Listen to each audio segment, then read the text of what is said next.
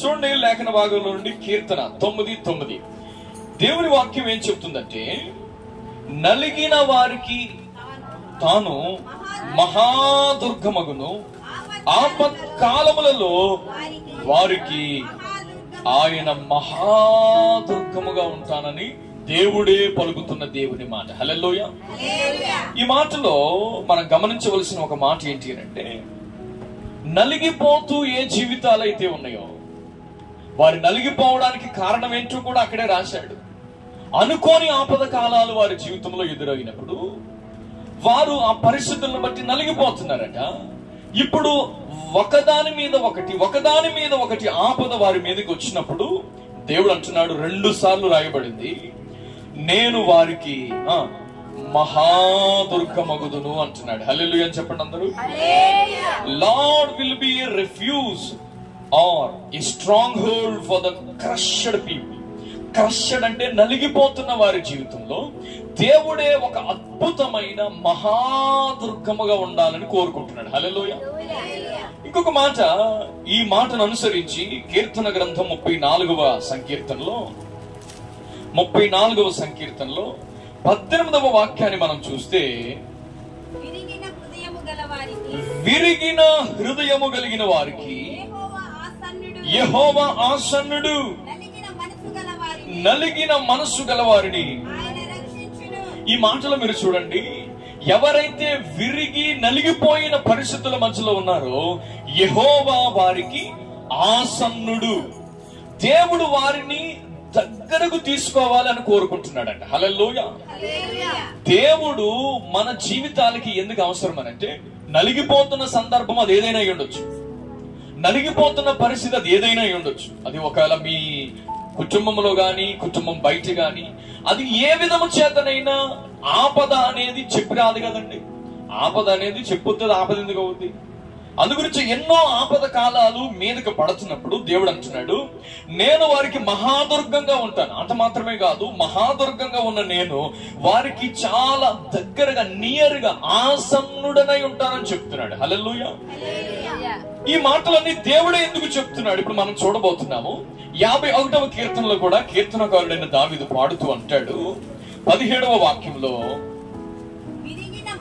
విరిగిన మనసే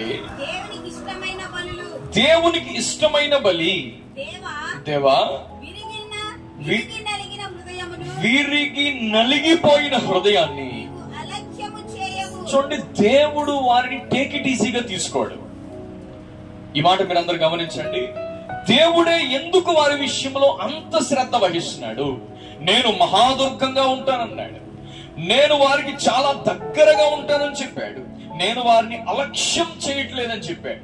ఇప్పుడు ఈ నలిగిపోతున్న వారి జీవితం పట్ల దేవుడు అంత ఆశ కలిగి వారికి దగ్గర అవడానికి రీజన్ ఏంటి అంటే, నలిగిపోతున్న వారు అసలు ఎలా ఉంటారు, నలిగిపోతున్న వారి జీవితం ఎలా ఉంటది, ఆ మాటలు కూడా ఒకసారి చూద్దాం. చూడండి, నలిగిన వారు బయటకు చాలా చక్కగా కనబడిపోతున్నా, సామెతల గ్రంథం 17వ అధ్యాయము 22వ వాక్యం, 17వ అధ్యాయం 22వ వాక్యంలో ఒకసారి చూస్తారా?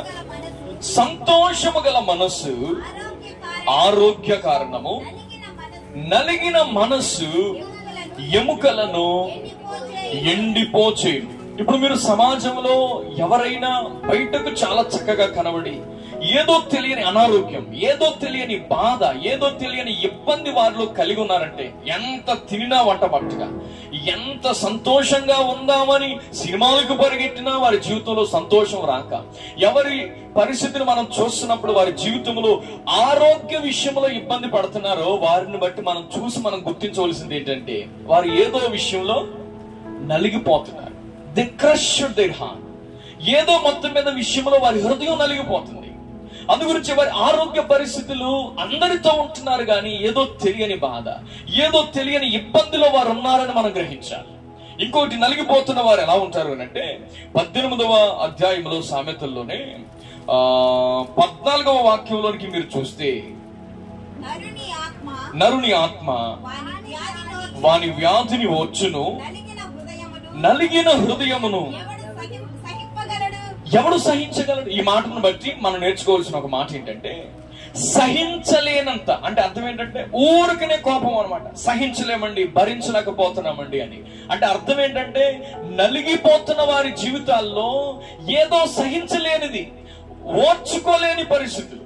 ఎందుకంటే వారు ఏ విషయంలో నలిగిపోతున్నారో మనకు తెలియదు. అందు గురించి వారితో మంచిగా మాట్లాడదామని అనుకున్నా గాని ఒక్కసారిగా వారికి తెలియకుండానే కోపం, వారికి తెలియకుండానే ఏదో ఇబ్బంది కలుగుతుంది, సహించలేనంత స్థితి.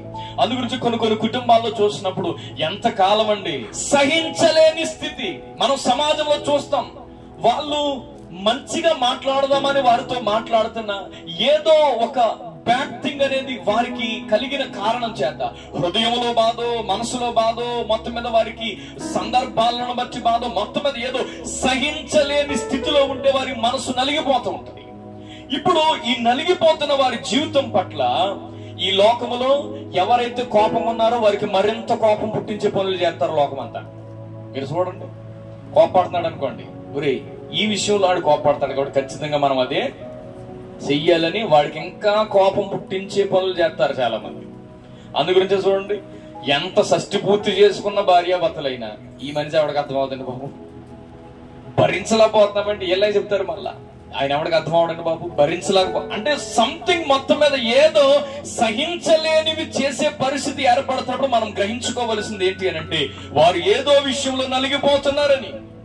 ఇంకా మనము ఈ నలిగిపోతున్న వారి జీవితాలు ఎలా ఉంటాయి అని అంటే కీర్తనల గ్రంథం 74లో 74వ కీర్తనలో 74వ కీర్తన భక్తుడైన ఆసాపు రాస్తూ అంటాడు. 74వ కీర్తన 21వ వాక్యం చూడండి. నలిగిపోతున్న వారిని అవమానముతో వెనకకు మరలనివ్వకుము. అంటే దీన్ని బట్టి మీకు ఏం అర్థం అవ్వాలి తెలుసండి, వారు ఏం తీసుకున్నా ఇక్కడ ఖచ్చితంగా నాకు అవమానం జరుగుద్ది.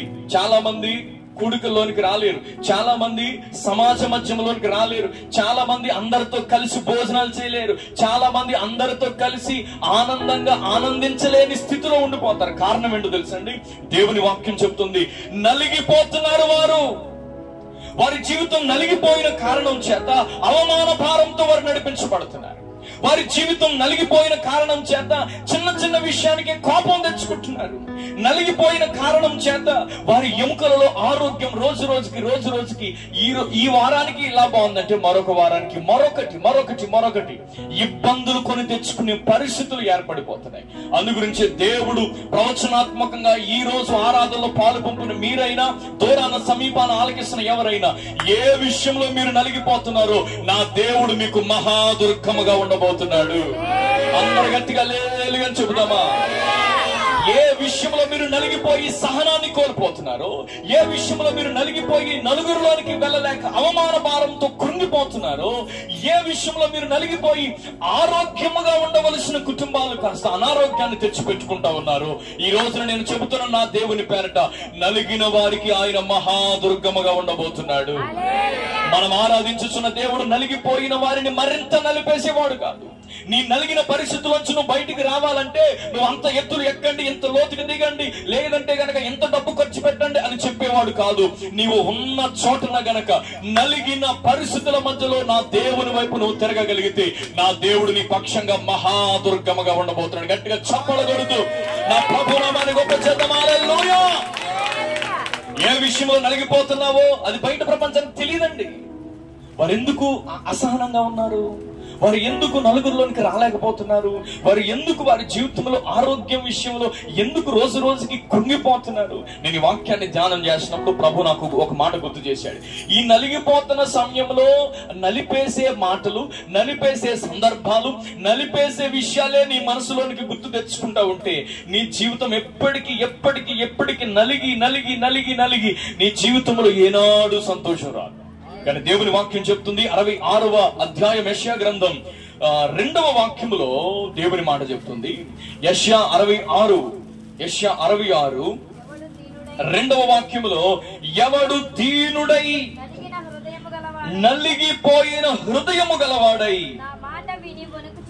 ఈ మాటలో ప్రభు నాకు నేర్పిన మాట ఏంటో తెలుసండి, నలిగిపోయిన సందర్భం ఉన్నప్పుడు మనం ఏం చేయాలో తెలుసండి, కోపం కలిగించే సందర్భాలకు కారణమవుతున్న వారి మీద కోపం పెంచుకోకుండా, అవమాన భారంతో ఒక మూలన కూర్చుండిపోకుండా, అనారోగ్య పరిస్థితులు మన దేహాన్ని అజమాయిషి చేసి మనలను వంచి మనలను కృంగదీసే పరిస్థితుల్లో మనం ఉండకుండా మనం ఏం చేయాలి తెలుసండి, మనము ఆ నలిగిన పరిస్థితుల మధ్యలో ఆయన మాట విని, ఆ మాట మీరు అండర్లైన్ చేయాలి. 66వ అధ్యాయంలో మీరు ఈ మాట చదువుతారు. 66:2 ఏముంది, నలిగిన హృదయము ఎవరికైతే ఉందో వారు గనక నా మాట వినగలిగితే నేను వారిని దృష్టించబోతున్నాను అని చెప్పాడు. హల్లెలూయా. చూడండి, నలిగిన పరిస్థితుల మధ్యలో దేవుని మాట మనం వెతుక్కోవాలండి.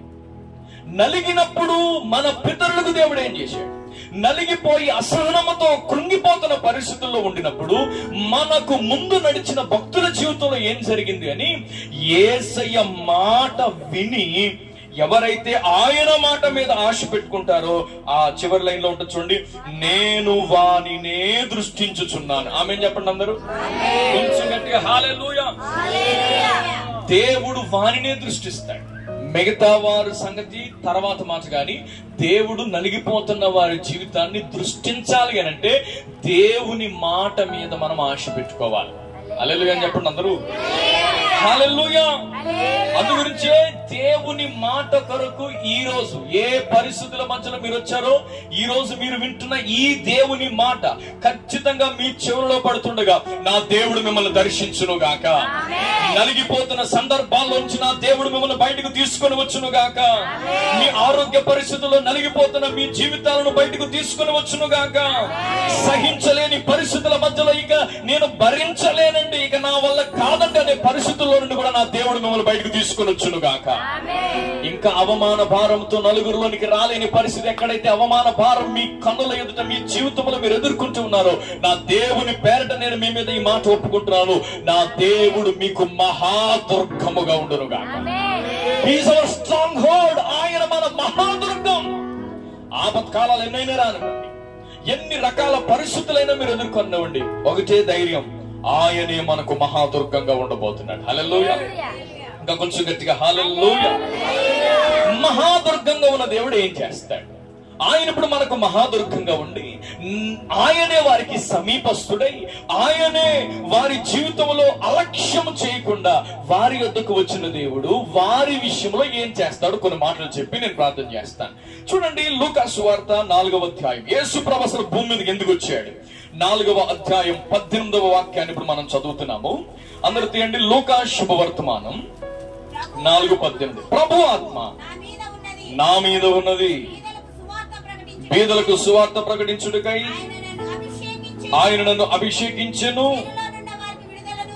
చెరలో ఉన్న వారికి విడుదలను, గ్రుడ్డి వారికి చూపును కలుగునని ప్రకటించుటకును. ఈ మాట మీరు అండర్లైన్ చేయండి, నలిగిన వారిని విడిపించుటకు ప్రభు హితవత్సరం ప్రకటించడానికి యేసు క్రీస్తును దేవుడి లోకంలోనికి పంపాడు. గట్టిగా హల్లెలూయా అని చెప్పండి ఒకసారి. అసలు యేసు ప్రభు భూమి మీదకి వచ్చింది నలిగిపోతున్న వారిని విడిపించడానికి. అందరూ ఆమేన్ చెప్పండి అందరూ.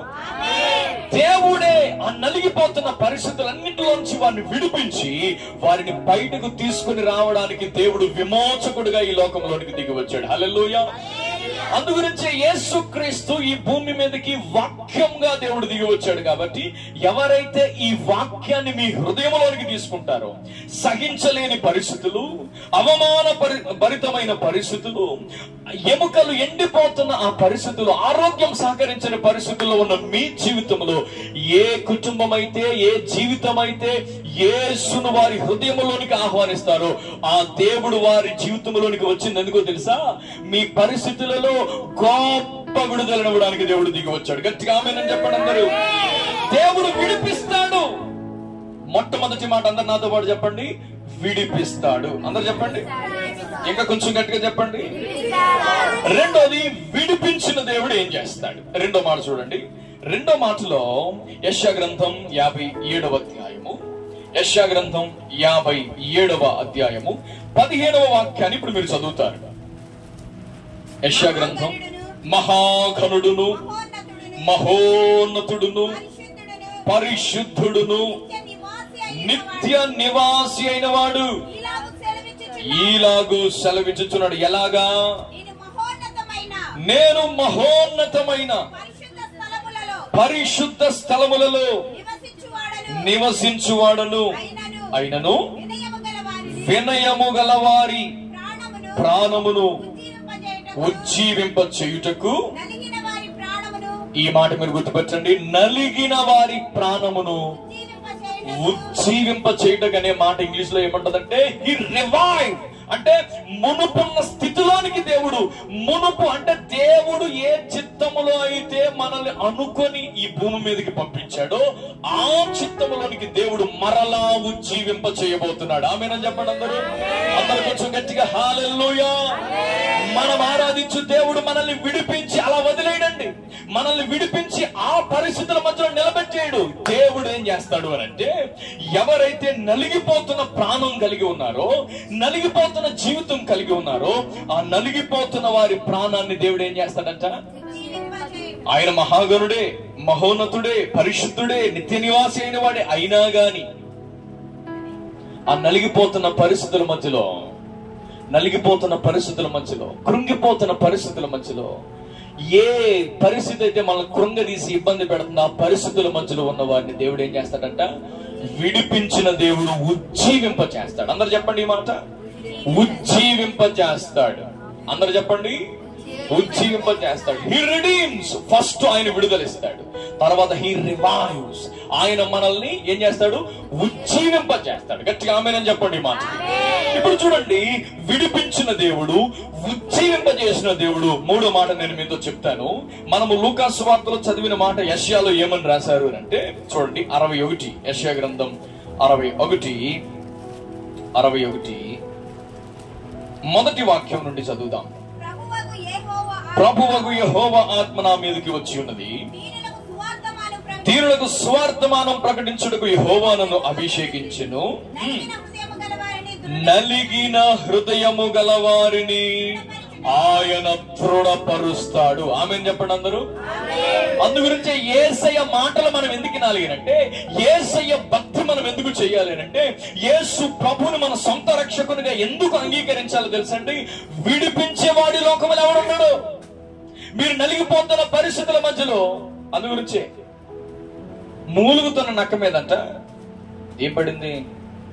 అయ్యి బాబు, మీకు ఎవరికి తెలియదండి, తాటికే పడ్డదంట. ఇప్పుడు ఎలా ఉంటుంది దాని పరిస్థితి? మనోళ్ళు ఇంకోటి అంటారు, ఎద్దు తనకి ఆల్రెడీ పుండు ఉంది, కాడి మోసి మోసి మోసి మోసి పుండు పడిపోయింది. ఈ పుండు పడిపోయిన దాని మీద మనం కొంచెం ఏదో కొంచెం దానికి డ్రెస్సింగ్ చేద్దామని అటు చేసి ఇటు చేస్తే మొత్తం మీద ఆయిల్ రాత్తి ఇప్పుడు రసి కారుతుంది దాని మీద నుంచి. ఈ రసి కారుతున్న దాని నుంచి పైనుంచి కాకు వచ్చేది ఎంతదండి? అందమైన ముక్కు పెట్టి కొంతమంది కాకులు లాంటి వాళ్ళు ఉంటారండి, నాకు తెలుసుగా. ఏదైతే మనం బాధపడుతున్నామో ఆ సందర్భాన్ని బట్టి ఆదరింతాకు వచ్చింది కాస్త ఏమవుద్ది? యోబు దగ్గరికి వచ్చారంటే కొంతమంది ఆదరణ కర్తలు, ఎవరో అసలే బాధలో ఉన్నాడు, వచ్చినోడు ఎలా మంచి న్యూస్ పట్టుకొని చెప్తున్నాడు, అయ్యా మీ ఒంటులు చచ్చిపోయాయి, అయ్యా మీ గొర్రెలు చచ్చిపోయాయి, అయ్యా మీ మేకలు చచ్చిపోయాయి, అయ్యా మీ పరిస్థితులు మారిపోయాయి, మీ బిడ్డలు అక్కడ పార్టీ జరుగుతుంటే ఒక్కసారిగా గోడ మీద పడిపోయి 10 మంది పిల్లలు చచ్చిపోయారని చెప్తుంటే ఆదరణ కర్తలు వచ్చి ఏం చేయాలండి? ఏం చెయ్యాలి? ఆదరించాలి, ధైర్యపరచాలి. కానీ ఆలోచంటారు, నువ్వేదో పాపం చేసినట్టున్నావు, మీ పితరులు ఏదో పాపం చేసినట్టున్నాడు, నీ రేఖ సరిగ్గా బాగలేదు, నీ పైన నక్షత్రం సరిగ్గా తిరగట్లేదు, ఇవన్నీ చెప్తా ఉంటే అప్పుడు యోబు ఏమన్నాడు తెలుసా? ఒరేయ్, మీరందరూ బాధకే కర్తలు గాని ఆమెను అంటలేదు, మీరు చూస్తున్నారు, మీరందరూ ఆమెను అనండి అందరూ, మీరందరూ బాధకే కర్తలు గాని ఆదరణకు మాత్రం మీరు కర్తలు కాదు, మీరందరూ ఎండిపోయిన వాగుల్లాంటి మీరు అన్నాడు. హల్లెలూయా. చెప్పండి చెప్పండి. ఎండిపోయిన వాగు పక్కన సంవత్సరాల తరబడన్నా మన గొంతులో సొక్క ఏమన్నా దాహం తీరుతుందా? అందు గురించి చాలా మంది మనుషులు నమ్ముకొని, మనుషుల పద్ధతులు నమ్ముకొని, మనుషులు చెప్పి చేసి చేసి చేసి చేసి చేసి మట్టుడిపోయిన తర్వాత ఇప్పుడు ఎట్టినారండి అందుగురించి ఆ పరిస్థితి రాకముందే ప్రభు మనల్ని ఈ రోజు దర్శిస్తున్నాడు. ఆమేన్ చెప్పండి అందరూ. ఎవరైతే ఏ పరిస్థితుల మధ్యలో మీరు నలిగిపోతున్నారో నా దేవుడు మీకు మహాదుర్గమగునుగాక. దేవుడు మనల్ని రిడీమ్ చేస్తాడు, విడిపిస్తాడు, రివైవ్ చేస్తాడు, ఉజ్జీవింప చేస్తాడు. ఉజ్జీవింప చేసిన దేవుడు ప్రతి పరిస్థితిని తట్టుకోగలిగిన ఒక రెఫ్యూజీగా, ఒక ఉన్నతమైన, ఒక దృఢమైన పరిస్థితుల మధ్యలో నా దేవుడు మిమ్మల్ని స్థిరపరచునుగాక. అందరూ చెప్తామండి ఆమేన్. దేవుడు ఈ విషయాలన్నీ నీ జీవితంలో చెయ్యాలని ఈ మాటలు నీకు వినిపిస్తున్నాడు. హల్లెలూయా. ఏ పరిస్థితుల మధ్యలో మీరు క్రష్ అయిపోతున్నారు, నలిగిపోతున్న వాళ్ళకే తెలుస్తుందండి ఏ విషయంలో నలిగిపోతున్నారో. బయట చూస్తున్న వాళ్ళకి అమ్మో ఏం కాదు, 2 టాబ్లెట్లు వేసుకో తగ్గిపోతాయి. తలపోటు వస్తుందమ్మా అన్నారు అనుకోండి, పారాసెటమాల్ వేసుకోమ్మా. ఇది ఇంకోటి ఏంటి చెప్పండి, డోలో వేసుకోమ్మా. ఇంకోటి చెప్పండి, ఇంకోటి ఏంటో నైసిప్ వేసుకోమంట. ఆ తలపోటు వచ్చినోడికి తెలుస్తుంది ఆ తలపోటు బాధ ఏంటో. కౌలు చెప్పేవాడికి ఏం తెలుస్తుందండి బాధ ఏంటో. ఇప్పుడు ఇంకా తగ్గలేదు, నైసిప్ వేసుకున్న తగ్గలేదు, నీకు తగ్గదు, నీకు తగ్గదు. చాలా మందికి నలిగిపోయే వాళ్ళకే నలిగిపోయే పరిస్థితి ఏంటో తెలుస్తుందండి. అందు గురించే మనుషులు ఎవరైనా సరే ఎక్కడ పుండు మీద కాకొచ్చి పొడిచినట్టు ఎట్టున్నారండి, మూలుగుతున్న నక్క మీద తాటికే పడ్డట్టు ఈ పరిస్థితులన్నీ ఒకదాని మీద ఒకటి, ఒకదాని మీద ఒకటి. ఒక ప్రక్కన స్టడీస్, ఒక ప్రక్కన అప్పులు, ఒక ప్రక్కన బిడ్డల భవిష్యత్తు, ఒక ప్రక్కన ఆరోగ్యం సహకరించక, ఒక ప్రక్కన బిడ్డలు ఎదిగిపోతున్నారు, ఒక ప్రక్కన ఇన్ని పరిస్థితుల మధ్యలో నలిగిపోతున్న మానవ జీవితంలో విడుదలనిచ్చి ఆమేన్ చెప్పండి అందరూ. విడుదలనిచ్చి ఆమేన్ చెప్పండి అందరూ. వారిని ఉజ్జీవపరిచి ఆమేన్ చెప్పండి అందరూ. వారికి ఒక దృఢమైన మనసునివ్వడానికి యేసు ప్రభు దిగి వచ్చాడు. గట్టిగా చప్పట్లు కొడుతూ ప్రభుని మహిమపడదాం. హల్లెలూయా. గట్టిగా గట్టిగా గట్టిగా హల్లెలూయా. నా దేవుడు నీ జీవితాన్ని పలకరించి నీకు దగ్గరగా రావడానికి కారణం ఏంటో తెలుసా? అక్కడ ఉన్నది కదా, మనం ఇందాక చదవం, విరిగిన వారికి ఆయన ఆసన్నుడంట. He is very near to the crushed people. ఆయన ఎందుకు వారికి దగ్గరగా వచ్చాడు అంటే వారి నలిగిపోతున్న ప్రతి పరిస్థితుల్లో నుండి దేవుడు వారిని విడిపించి అద్భుతమైన రీతిలో వారిని బలంగా చేసి ఒక బలమైన జనముగా దేవుడు మిమ్మల్ని ఈ యొక్క సమాజంలో మిమ్మల్ని స్థిరపరిచి నడిపించాలని నా ప్రభు మీ దగ్గరకు వచ్చాడు. హల్లెలూయా చెప్పండి అందరు గట్టిగా చెప్పండి హల్లెలూయా. బైబిల్లో జరిగిన ఒక సంఘటన చెప్పి నేను ప్రార్థన చేస్తాను. అదేంటి అనంటే, ఫరో దగ్గర దాసరికం చేయడానికి, దాసులందరితో పాటు కలిసి దాసరికం చేయడానికి హాగరు అనే ఒక స్త్రీ దాసిగా వచ్చింది. ఎవరన్నా ఆవిడ పేరేంటి? కొంచెం గట్టిగానండి, కొంచెం గట్టిగానండి. ఐగుప్తు ఫరో దగ్గర దాసరికం చేస్తుంది. దాసుడు అంటే ఎలాగండి? యజమానుడు దయ చూపితే ఏమైనా గడుతుంది, లేదంటే గనక ఏమి.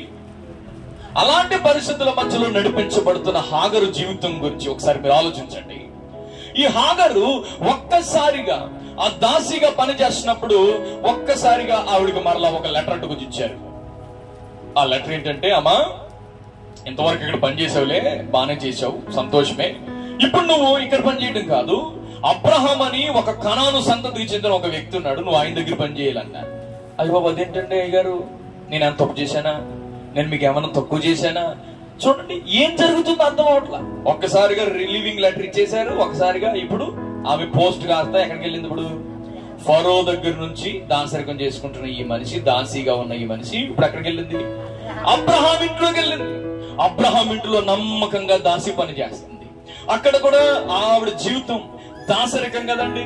మొత్తం మీద దేవుడి దయ వల్ల ఏదో జీవితం అలా గడిచిపోతుంది. వయసులో ఉన్న అమ్మాయి, ఇట్నారా, వయసులో ఉన్న అమ్మాయి ఒక్కసారిగా ఒక రోజున వెడ్డింగ్ కార్డు అట్టుకొచ్చి ఇచ్చారు. ఏనండి ఎవరిచ్చారు? ఏమిచ్చారు? పెళ్లి కార్డు అట్టుకొచ్చి ఇచ్చారు. ఎవరిదమ్మా పెళ్లి అంటే నీదే అన్నారు. ఎలా ఉందో చూడండి. ఎవరైనా చేసుకుంటారండి పిల్లలు? అలాగా మాట్లాడలేదండి మీరు. ఎర్రగా ఉండాలి, ముక్కు సరిగ్గా ఉండాలా, పొల్లు సరిగ్గా ఉండాలా, జుట్టు పెద్దగా ఉండాలా, ఎన్ని కోరికలు ఉంటాయండి.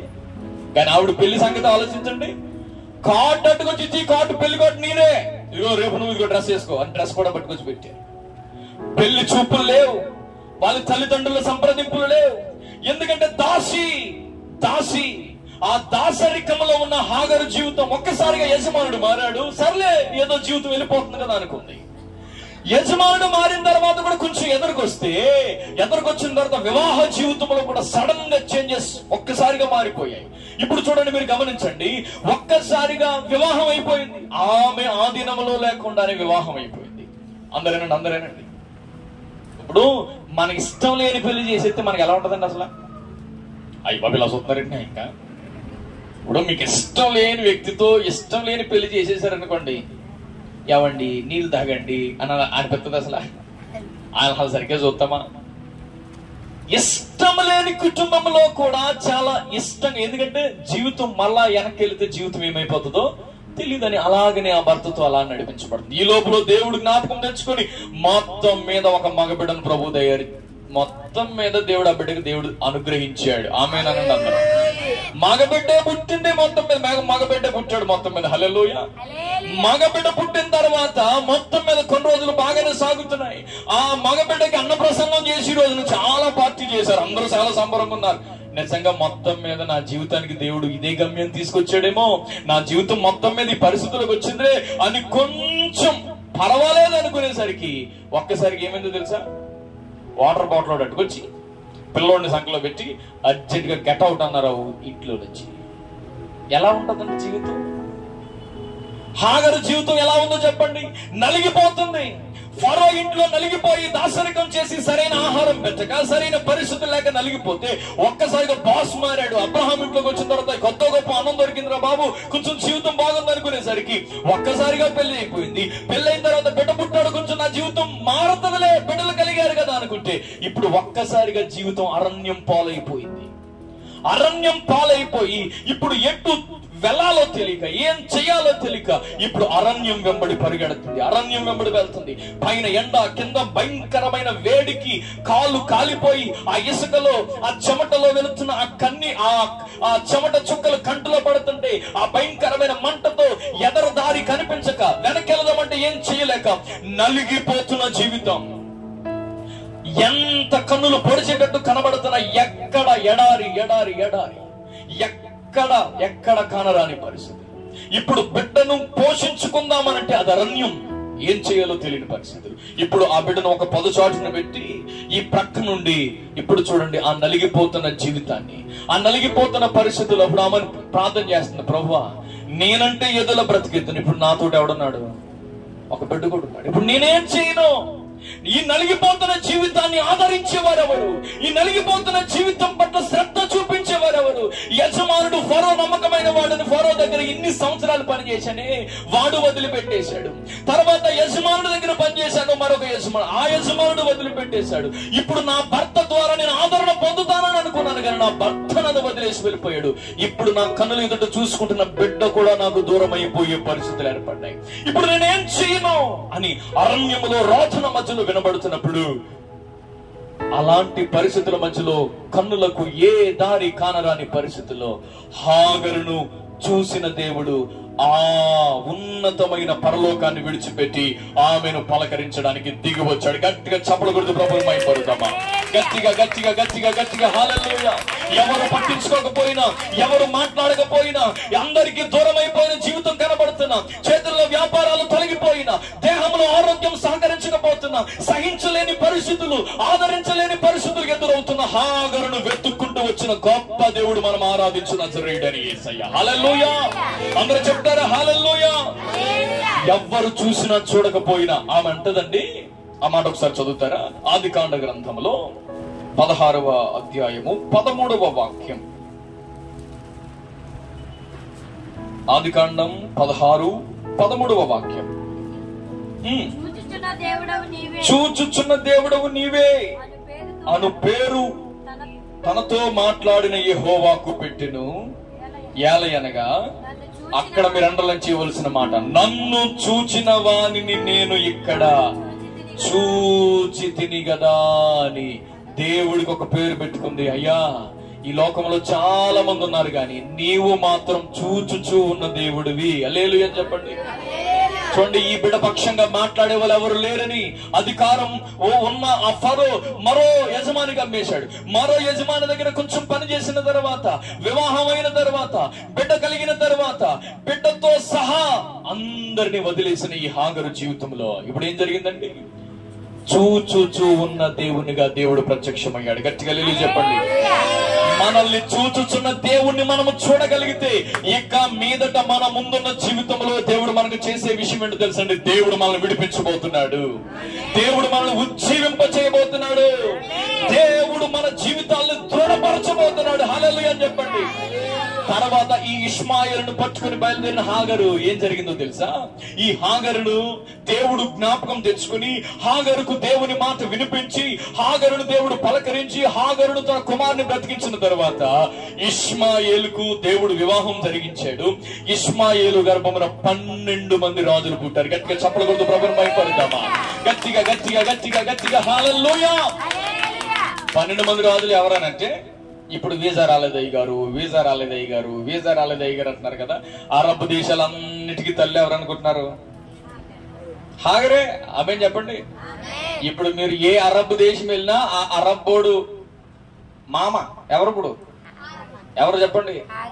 చూడండి, ఒకప్పుడు నలిగిపోయిన పరిస్థితి, ఒకప్పుడు ఇరిగిపోయిన పరిస్థితి, ఒకప్పుడు నలిగి సహనాన్ని కోల్పోయిన పరిస్థితి, యజమాని రాళ్ళతోనే గొడవ పెట్టుకునేంత అసహనానికి గురైపోయిన పరిస్థితి. ఎందుకనుకుంటున్నారు?